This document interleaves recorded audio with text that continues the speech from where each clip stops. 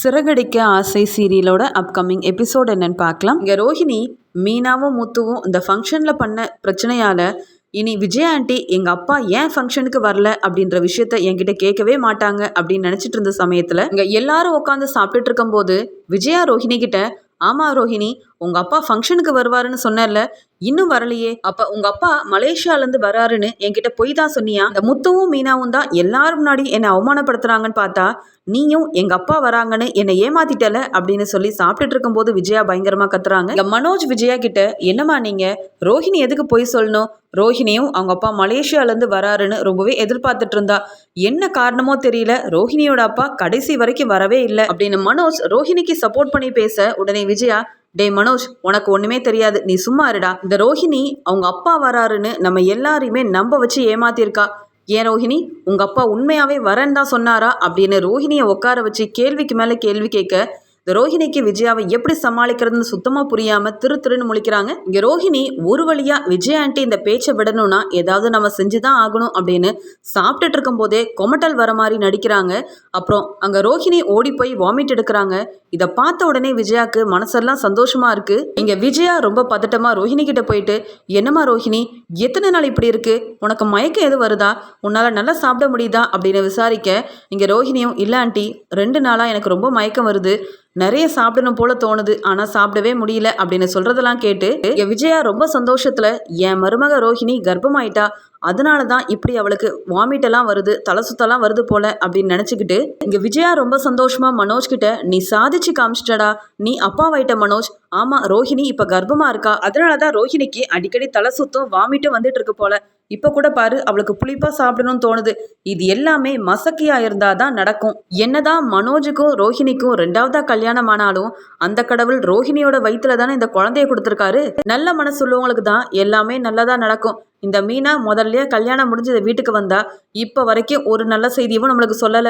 முதல் குடும்ப வாரிச என் மருமக ரோஹிணி சுமக்கிறது எனக்கு எவ்வளவு சந்தோஷமா இருக்கு தெரியுமா. ரோஹிணியால நான் பாட்டி ஆயிட்டேன், என் வீட்டுக்காரர் தாத்தாவாயிட்டாரு, பணக்கார பேர குழந்தையை தூக்கி கொஞ்ச நாளும் சீக்கிரமாவே வரப்போகுது அப்படின்னு விஜயா தலகால் புரியாம ரொம்ப சந்தோஷத்துல துள்ளி குதிக்கிறாங்க. இதை கேட்ட அண்ணாமலை, போதும் விஜயா, என்னதான் இருந்தாலும் இந்த விஷயத்துல நாம எந்த முடிவும் பண்ண முடியாது, பேசாம ரோஹிணிய மனோஜ் ஹாஸ்பிட்டல் கூப்பிட்டு போயிட்டு ஒரு செக்அப் பண்ணிட்டு வந்தா என்ன ஏதுன்னு டாக்டரே சொல்லிடுவாங்கல்ல, நீ கொஞ்சம் பொறுமையா இரு, முதல்ல டாக்டர் செக்அப் எல்லாம் முடிஞ்சதுக்கு அப்புறமா என்ன ஏதுன்னு அவங்க சொல்லட்டும், அப்புறமா நம்ம சந்தோஷப்படுவோம் அப்படின்னு சொல்ல, இன்னொரு பக்கம் ரோஹிணிக்கு செம்ம பயமா இருக்குது.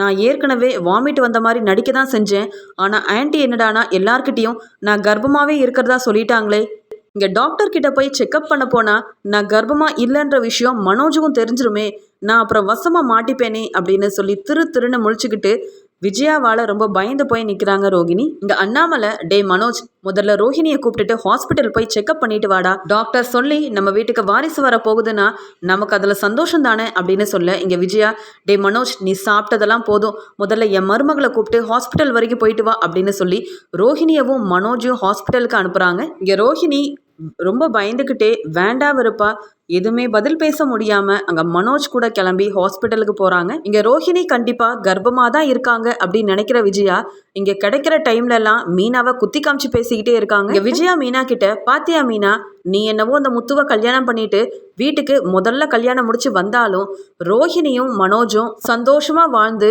இந்த வீட்டோட முதல் வாரிசை ரோஹிணி தான் பெத்தெடுக்க போறா, நானும் மனசார ரோஹிணி தான் முதல்ல குழந்தைய பெத்தெடுக்கணும்னு நினைச்சேன், இந்த கடவுள் அதே மாதிரி நடத்தி காமிச்சிட்டாரு, அடுத்ததா நம்ம ஸ்ருதியும் ஒரு பேரனையோ பேத்தியவோ பெத்து கொடுத்துட்டானா எனக்கு அதுவே போதும், என் 2 மருமகளும் புள்ளக்குட்டியோட சந்தோஷமா வாழணும் அப்படின்னு சொல்லி பேசிட்டு இருக்காங்க விஜயா. இங்க விஜயா ஸ்ருதி ரோஹிணியை பத்தி ரொம்ப பெருமையா பேசுறதெல்லாம் கேட்டு மீனா ரொம்பவே மனசு வேதனைப்படுறாங்க.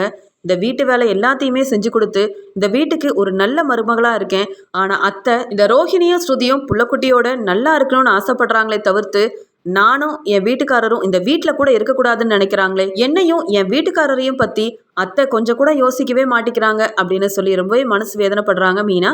இது எல்லாத்தையுமே பார்த்துட்டு இருந்த அண்ணாமலை மீனா கிட்ட, நீ எதுக்கும் கலங்காதம்மா, விஜயா இப்படிதானே உனக்கு ஏற்கனவே தெரியும்ல, அவளுக்கு ரோஹிணியும் ஸ்ருதியும் தான் முக்கியம், உங்களை அதனால தான் வேண்டா வெறுப்பா வீட்டை விட்டே வெளியில் அனுப்பணும்னு நினைக்கிறா, அவள் பேசுகிற பேச்செல்லாம் நீ பெருசாக நினைக்காத, உனக்கும் முத்துவுக்கும் எப்பயுமே நான் துணையாக நிற்பேன், உன் நல்ல மனசுக்கு இனி உனக்கும் நல்லது மட்டும்தான் நடக்க போகுது மீனா, கவலைப்படாத அப்படின்னு சொல்லி அண்ணாமலை மீனாவுக்கு ஆறுதல் சொல்லிட்டு இருக்காரு. என்னதான் விஜயா பேசுற பேச்செல்லாம் நினைச்சு பார்த்து மீனா மனசளவுல வருத்தப்பட்டாலும் ரோஹிணி கர்ப்பமா இருந்தா ரொம்ப நல்லதுதான் அப்படின்னு சொல்லி ரோஹிணிக்கு சீக்கிரமாவே குழந்தை பிறக்கணும் அப்படின்னு நினைச்சு சந்தோஷம் தான் படுறாங்க மீனா. இங்க மனோஜ் கூட கிளம்பி ஹாஸ்பிட்டலுக்கு போற வழியில ரோஹிணி ரொம்பவே பயந்து போய் இருக்காங்க. இங்க ரோஹிணியோட முகம் ரொம்ப வாட்டமா இருக்கிறத மனோஜ் கவனிக்கிறாரு.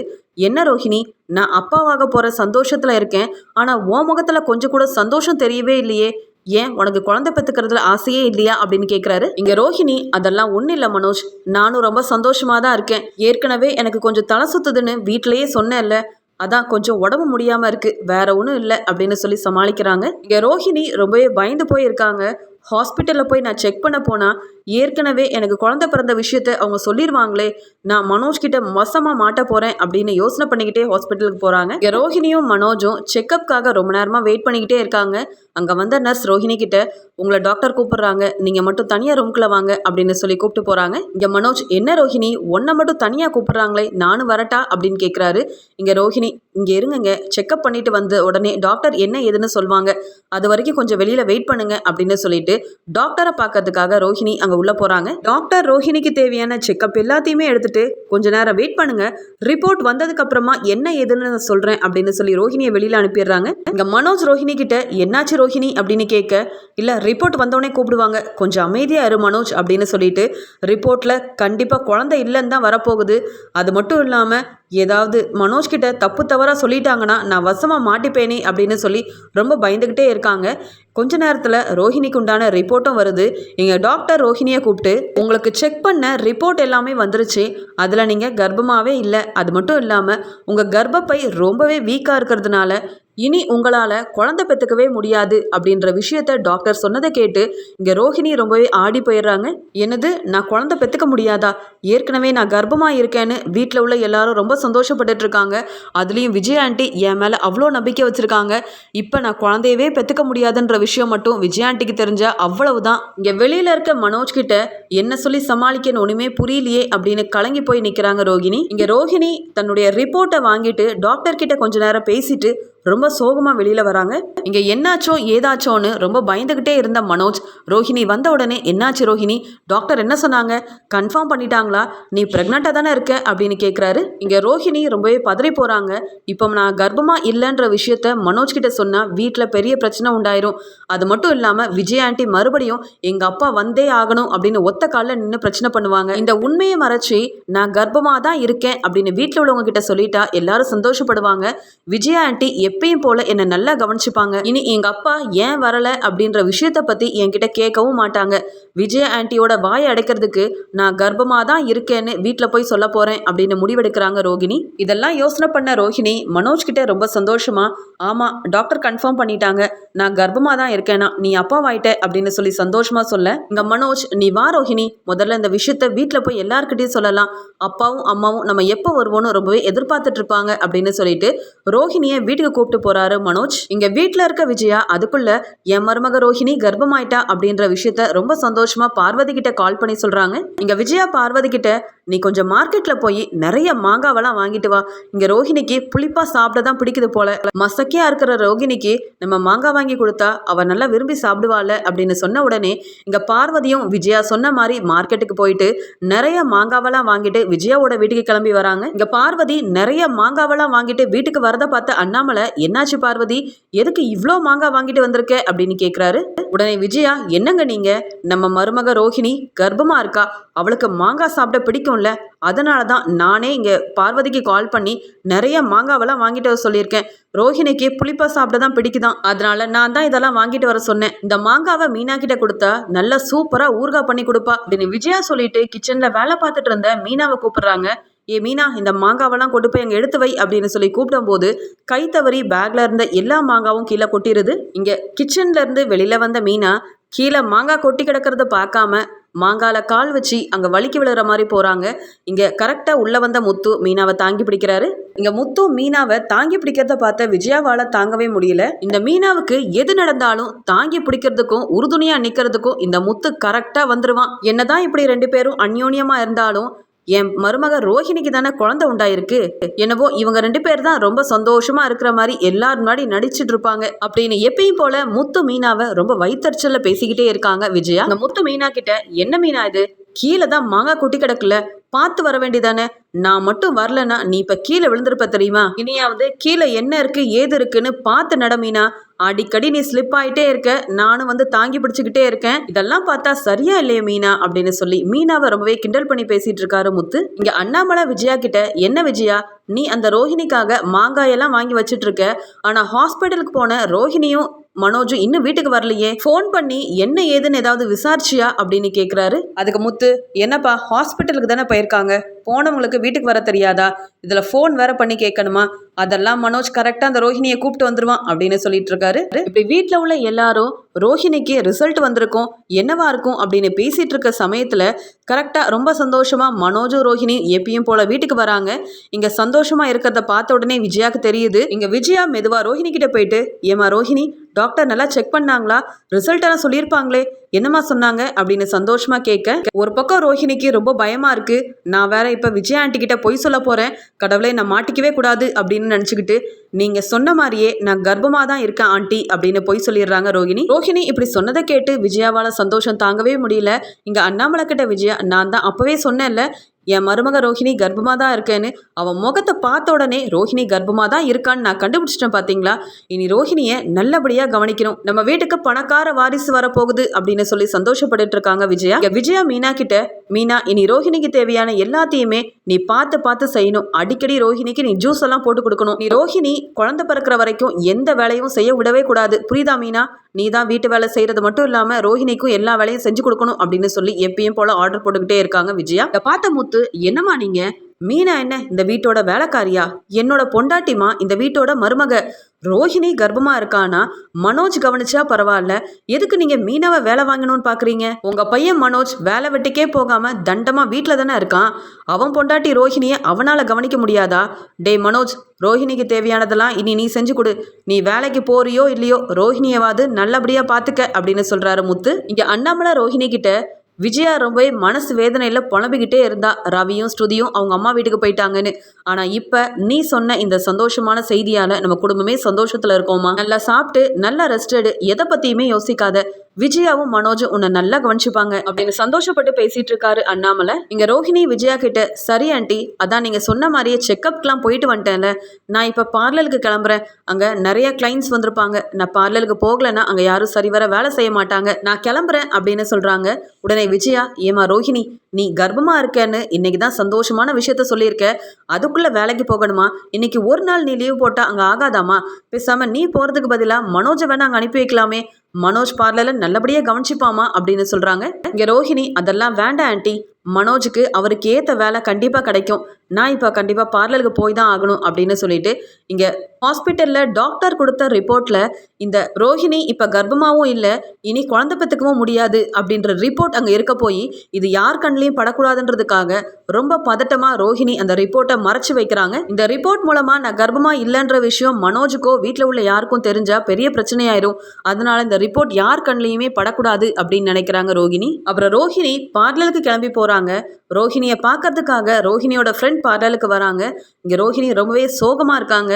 இங்கே விஜயா ஆண்டி கிட்ட பொய்க்கு மேலே பொய் சொல்லிக்கிட்டே இருக்கேன், என்னைக்கு வசமாக மாட்ட போறேன்னு தெரியலையே அப்படின்ற மாதிரி கலக்கத்திலே இருக்காங்க ரோஹிணி. இங்கே ரோஹிணியோட ஃப்ரெண்ட் வித்யா ரோஹிணி கிட்ட, என்னாச்சு, அதான் உங்கள் அத்தை உங்கள் அப்பாவை பற்றி எதுவுமே விசாரிக்கலன்னு சொன்னல, இனி எந்த பிரச்சனையுமே வராது, நீ பாட்டுக்கு பார்லரில் உன் வேலையை பாரு, முடிஞ்சா உன் ஹஸ்பண்ட் மனோஜை வேலைக்கு போக சொல்லு, இல்லைனா உனக்காவது ஏதாவது வீட்டு வேலையை செஞ்சு கொடுக்க சொல்லு, இனி இந்த மனோஜை நம்பிலாம் யார்கிட்டையும் கடனை வாங்கி நீ பிஸ்னஸ்லாம் ஆரம்பிச்சு கொடுத்துறாத ரோஹிணி, ஏற்கனவே லோனை வேற வாங்கி அந்த பணத்தை கெட்டாம இருக்க, சிட்டிக்கிட்ட வாங்கின கடனுக்கும் சரிவர வட்டியை கூட கட்ட முடியாம கஷ்டப்பட்டுட்டு இருக்க, மனோஜ் குடும்பத்தை சுத்தமா நம்பாத, எப்பயுமே உனக்குன்னு கொஞ்சம் பணத்தை நீ சேமிச்சு வச்சாதான் பின்னாடி அது உனக்கு பயனுள்ளதா இருக்கும் அப்படின்னு சொல்லிட்டு இருக்காங்க. இங்க ரோஹிணி, பிரச்சனையெல்லாம் முடிஞ்சு போச்சுன்னு சந்தோஷமா இருந்துட்டு இருந்தேன், ஆனால் சாப்பிட்டுட்டு இருக்கும்போது திடீர்னு விஜயா ஆண்டி உங்கள் அப்பா ஏன் ஃபங்க்ஷனுக்கு வரல, நீ பொய் சொன்னியா, இனியாவது வருவாரா அப்படின்னு கேள்விக்கு மேலே கேள்வி கேட்டு ரொம்பவே என்னை டென்ஷன் ஆகிட்டாங்க. அவங்க கேட்ட கேள்விக்கு பதில் சொல்ல முடியாமல் அவங்க வாயை அடைக்கிறதுக்காக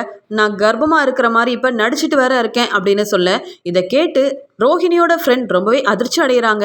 என்னடி ரோஹிணி இப்படியெல்லாம் சொல்லிட்டு இருக்க? ஏற்கனவே நிறைய போய் சொல்லியிருக்க. அதுக்கே உனக்கு என்னெல்லாம் தண்டனை உங்க அத்தை தரப்போறாங்கன்னு தெரியல. இப்ப கர்ப்பமா இருக்கிறதா வேற சொல்லியிருக்கியா? ஏ ரோஹிணி, நீ சொல்ற பொய்க்கு லிமிட்டே கிடையாதா? இப்படிதான் ஒருத்தவங்களை நம்ப வச்சு ஏமாத்திக்கிட்டே இருப்பியா அப்படின்னு கோவப்படுறாங்க வித்யா. உடனே ரோஹிணி, நான் வேற என்ன பண்றது? எங்க அத்தையை சமாளிக்க எனக்கு வேற வழியே தெரியல. அதனாலதான் இப்படி ஒரு பொய்ய சொன்னேன். அது மட்டும் இல்ல, டாக்டர் கிட்ட போய் செக் பண்ணதுல இப்ப நான் கர்ப்பமாவும் இல்ல, இனி நான் குழந்தையே பெத்துக்க முடியாதுன்னு வேற சொல்லிட்டாங்க. அதான் எனக்கு ரொம்ப பயமா இருக்கு. டாக்டர் கொடுத்த அந்த ரிப்போர்ட்டை யார் கண்ணிலையும் படக்கூடாதுன்றதுக்காக நான் வேற மறைச்சு வச்சிருக்கேன். இந்த விஷயம் மட்டும் மனோஜுக்கும் விஜய் ஆண்டிக்கும் தெரிஞ்சா அவ்வளவுதான், கண்டிப்பா என்னை வீட்டை விட்டு வெளியில அனுப்பிடுவாங்க. ஒரு பொய்யை மறைக்க நான் பொய்க்கு மேல பொய் சொல்லிக்கிட்டே இருக்கேன். நீ சொன்ன மாதிரி என்னைக்கு நான் வசமா சிக்க போறேன்னு தெரியல. அதான் இவ்வளோ சோகமா உட்காந்துட்டு இருக்கேன் அப்படின்னு சொல்றாங்க. இதை கேட்ட ரோஹிணியோட ஃப்ரெண்ட் ஷாக் ஆனது மட்டும் இல்லாம இங்க ரோஹிணி கிட்ட, ஏற்கனவே எங்க அப்பா மலேசியால பெரிய பிசினஸ் பண்ணிட்டு இருக்காரு, நானும் பெரிய பணக்கார வீட்டு பொண்ணுன்னு சொல்லி தான் மனோஜே கல்யாணம் பண்ணியிருக்க. இதுல உனக்கு ஏற்கனவே கல்யாணம் ஆகி குழந்தை இருக்க விஷயத்த வேற மறைச்சிருக்க. இதுக்கிடையில அவங்களெல்லாம் நம்ப வைக்க தான் கர்ப்போன்னு ஏண்டி இவ்வளோ பெரிய நாடகத்தை போட்டுட்டு இருக்க. எனக்கு இதுல சுத்தமா உடன்பாடே கிடையாது. நீ பண்றது பெரிய தப்பு ரோகிணி அப்படின்னு அட்வைஸ் பண்றாங்க. இங்க ரோஹிணி, விஜயா ஆண்டி கிட்ட இருந்து நான் தப்பிக்கிறதுக்காக எந்த லெவலுக்கு வேணாலும் போவேன். அது மட்டும் இல்லாம நான் மனோஜ் கூட சந்தோஷமா சேர்ந்து வாடுறதுக்கு எத்தனை பொய் வேணாலும் சொல்ல நான் தயாராகவே இருக்கேன் அப்படின்னு சொல்றாங்க ரோஹிணி. இங்க ரோஹிணி பொய் தான் சொல்லியிருக்காங்க அப்படின்னு தெரியாம இங்க விஜயா உண்மையாவே ரோஹிணி கர்ப்பமா இருக்காங்க அப்படின்னு நினைச்சு ரொம்ப சந்தோஷத்துல இருக்கிறது மட்டும் இல்லாம மீனாவுக்கு எப்பயும் போல அதிகமான வேலையை கொடுத்து ரோஹிணியை நல்லா கவனிக்கணும் அப்படின்னு சொல்லி ஆர்டர் போட்டுட்டு இருக்காங்க. என்னதான் இருந்தாலும் ஏன் பணக்கார வீட்டு மருமக ரோஹிணி கர்ப்பமாயிட்டா, அவளோட வாரிசு தான் இந்த வீட்டோட முதல் வாரிசா வரப்போகுது. நல்ல வேலை இந்த பூக்காரி முதல்லயே கர்ப்பமாகல. இந்த மீனாவும் முத்துவும் எப்படி போனாலும் எனக்கு பிரச்சனை கிடையாது. ஆனா என் ரோஹிணியும் மனோஜும் சந்தோஷமா குழந்தை குட்டியோட வாழணும் அப்படின்னு ஆசைப்பட்டுட்டு இருக்காங்க விஜயா. இங்க விஜயாவுக்கு ஏத்தாப்புல ரோஹிணி விஜயா கிட்ட பொய்க்கு மேல பொய் சொல்றது மட்டும் இல்லாம விஜயாவுக்கு சரியான ஆப்பையும் வைக்க போறாங்க. ரோஹிணியை பத்தின உண்மை தெரியாம ரோஹிணி சொல்றது எல்லாமே உண்மை அப்படின்னு நம்பிட்டு இருக்க விஜயா மறுபடியும் ரோஹிணியால எல்லாரும் முன்னாடி அவமானப்பட்டு நிக்க போறாங்க. சீக்கிரமாவே ரோஹிணி யாருன்ற உண்மை வெளியில வரப்போகுது.